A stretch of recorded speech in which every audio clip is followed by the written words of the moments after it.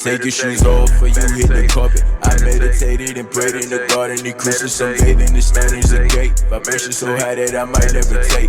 Third eye is open, I know I'm awake. Third eye is open, I know I'm awake. Third eye is open, I know I'm awake. Third eye is open, I know I'm awake. What's up, highly emotional friends and family? This episode is brought to you by Shred Skins, the #1 sauna suit in the world.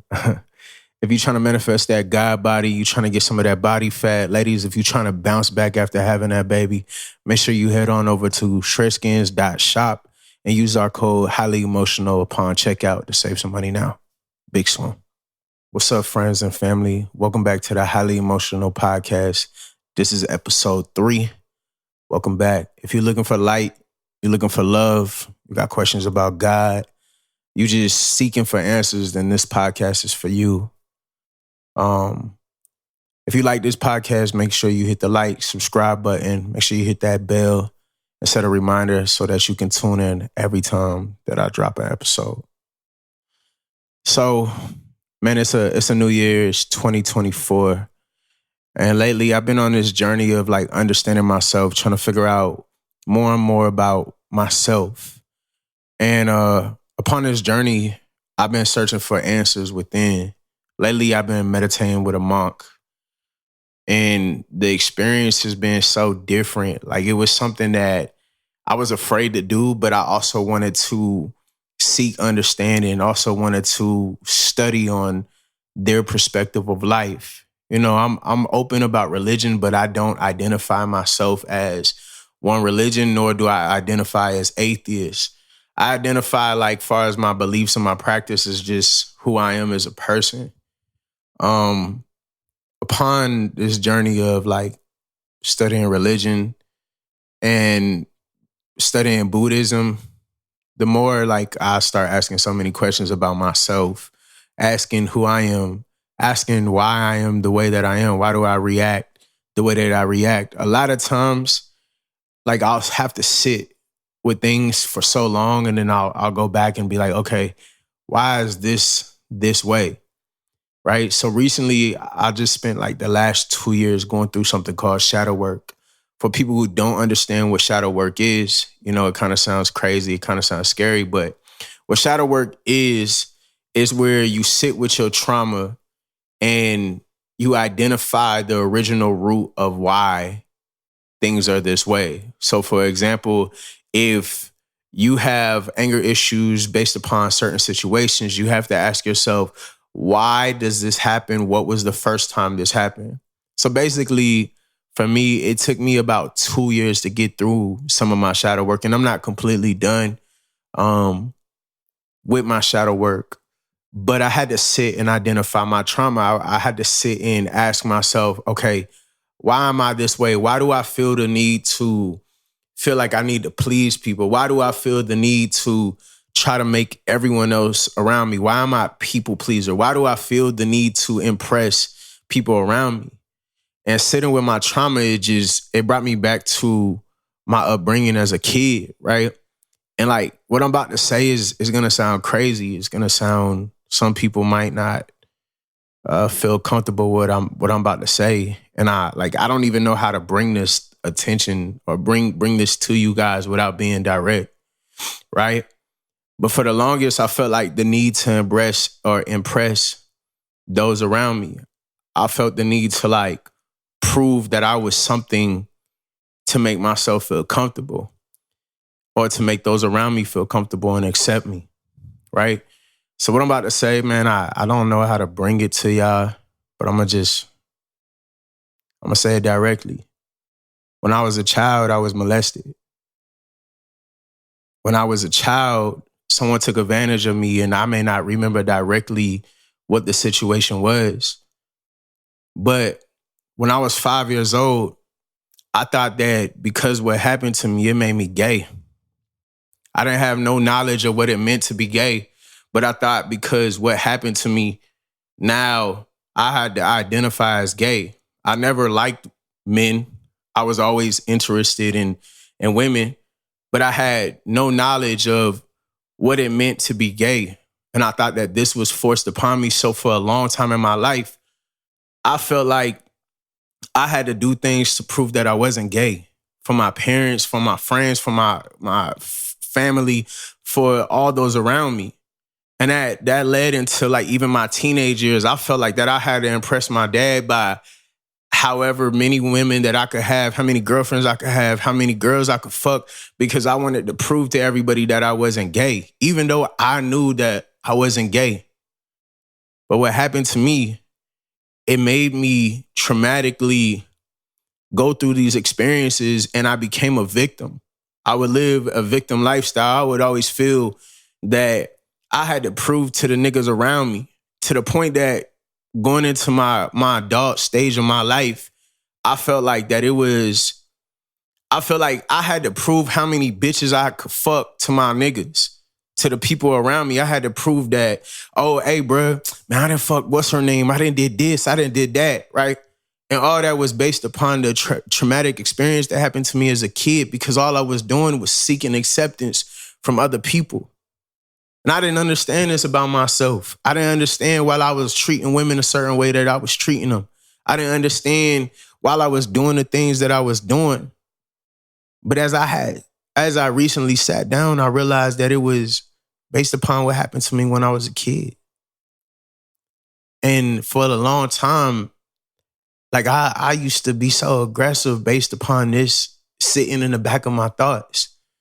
Like I never can speak on it. I gotta be this aggressive nigga. I gotta be a man. I gotta be a real nigga. I gotta do this. I gotta do that, right? And what I realized is that a part of me had died. A part of me had become something that I didn't want to become. And the more that I sit with this thought, and it's gonna sound crazy, instead of being a victim, I say to myself now is that I'm happy that it happened to me. And a lot of people can't say that. A lot of people can't say, oh, this traumatic experience happened to me, and I'm thankful for it. But I truly can. I can say that I'm thankful for it because now I can spread awareness to the world, and I can help save someone. Not only that, it brings awareness to my children. I could tell my children, hey, don't allow somebody to take advantage of you, in hopes that it protects them from going through it. I can be honest with the world and say, hey, yeah, this happened to me when I was younger, but it doesn't define who I am. Before, all the things that I used to do is I thought that made me a man, but what truly makes me a man and makes me strengthened is able to get in front of this camera and speak my truth. I'm so uncomfortable with bringing this to people, but that's part of it. That's part of the journey. Part of the journey and part of healing is speaking on it and saying, you know what? This is what happened, and I'm not going to let it happen. I'm going to speak on it. Whoever did it to me, I don't remember who you are. I forgive you, because chances are it happened to you, and you allowed that sickness to spread around the world. See, where we are at in life, we got to break these generational curses. And that's one of the generational curses that are passed down through every family. Every single family goes through something like that, some traumatic experience.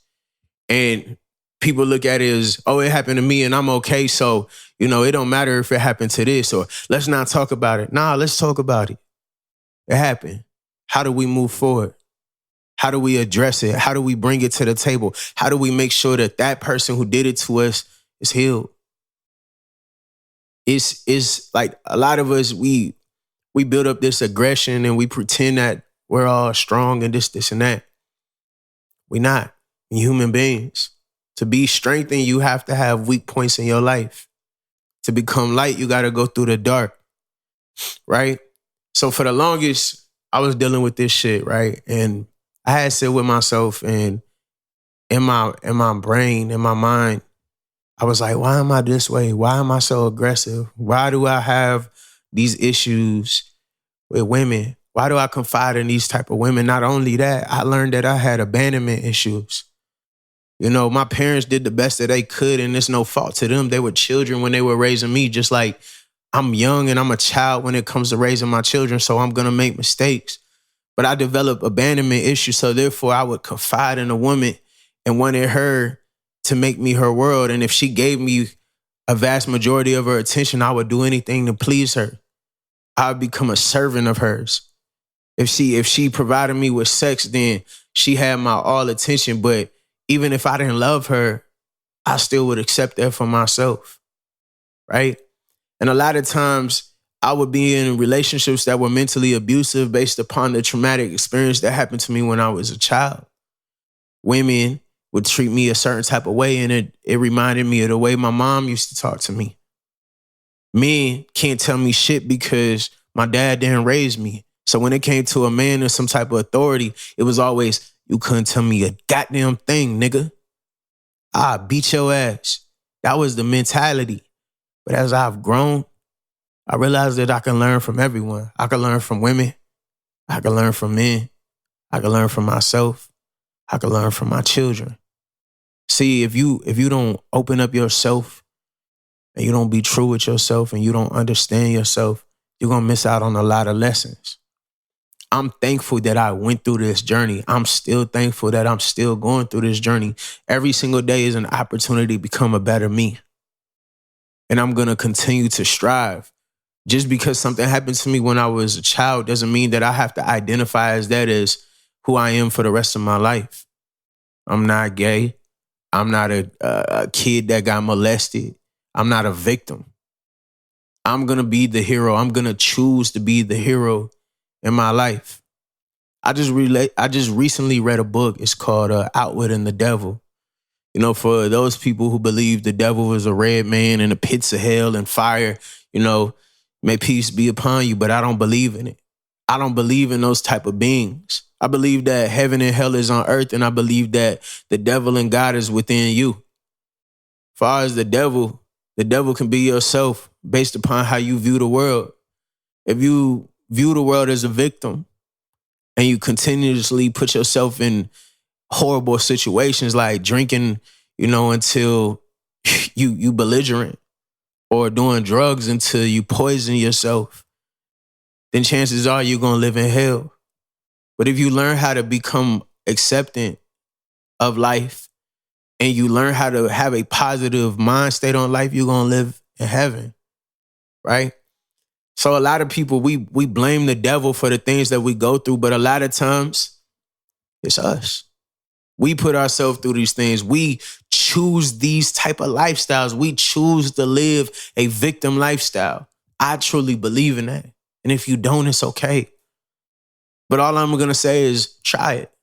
Try to be a hero. Try to look at your traumatic experience and say, okay, this happened to me, but how can I protect the world? How can I positively affect the world by my traumatic experience? Just try it. Try to wake up every day and just being happy that you got hands. When I was a victim, I used to take so many drugs just to try to numb. But the crazy thing is it would intensify my feelings, my emotions. It would make me feel so much more horrible about the way that I feel, about my life. It would make me feel like I was living in hell. I would constantly hear voices in my head. I got prescribed I got prescribed depression medication, and every time I would take Zoloft, I would hear that voice in my head that said, kill myself. They don't need you. They don't give a fuck about you. The world's a better place without you. All these drugs would intensify my depression. But it was my choice to live in a depressed state. It was my choice to sit here and say, I am depressed. I suffer from depression. I chose that. That became my identity. It's just like anything in life. When you say that you are something, then you become that identity. If you say I'm strengthened, then I'm strong as fuck. For me, it's my reality. It's my experience. It's my world. So in this world, I'm the strongest being that I know. I'm the strongest person that I know. Nobody's going to know your personal experience. No one's going to be able to put their self in your shoes. It's always going to feel worse to you.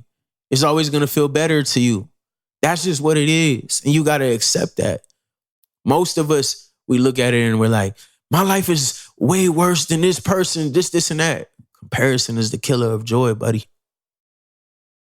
You comparing yourself to everyone else, but no one can compare to no one. There is no comparison. Your worst is your worst. Your best is your best. There's no comparison. What I lift in the gym, hey, I lift in the gym. It don't matter what somebody else is lifting. I maxed out at what I maxed out. So a lot of times when we look at our trauma, bro, we got to realize that it's something that we got to get through. The heartbreak that you're dealing with, it's a lesson. The long nights where you're alone, it's a lesson. Learn how to be you. Stop comparing yourself. Stop taking on the image of your trauma. And move forward. I promise you, once you heal from it, you're going to feel so much better. Being able to speak this truth, being able to speak this to the world has made me feel so much better. I feel better right now. Just being able to say this on camera. I've been thinking in my brain, like, how am I going to say it? But I told myself, I'm just going to say it. I'm going to let it speak to the people. Some people, they're going to make fun of you. But the crazy thing, those people who laughing, they don't know who they are. And they suffering inside too. The best thing that you could do for them is love them. The best thing that you could do for them is forgive them. And the best thing that you could do for yourself is love all. Love yourself, love the world around you, love your experience. And when it all said and done, you choose the type of experience that you have. Believe that. But yeah, this is episode 3, man. If you like what I said, make sure you hit the like, the subscribe button. Make sure you share. The book I recently been reading, I just recently read Outwitting the Devil. I also read the book called The Courage to Be Disliked, and it was empowering. It made me realize that at times I am self-centered. It made me realize that a lot of times the way that I raise my kid is as if they're underneath me. When we're all equal, we all are the same. Some people say that your children can't be your friends because then that gives them the power to disrespect you, right? But then I said to myself, I was like, if somebody's my friend, does that mean that they don't have to respect me? Your children can be your friend. Your children can be your best friends in the whole wide world, and mine truly are. I'm able to talk to them the same way that I can talk to any other human being in this world. But yeah, this episode is episode 3. If you like what you hear, make sure you hit all them buttons. Make sure you share it with the world. Big Swim. Take your shoes off or you hit the carpet. I meditated and prayed in the garden. The Christians sunbathing, the standards are great. Vibration so high that I might never take. Third eye is open, I know I'm awake. Third eye is open, I know I'm awake. Third eye is open, I know I'm awake. Third eye is open, I know I'm awake.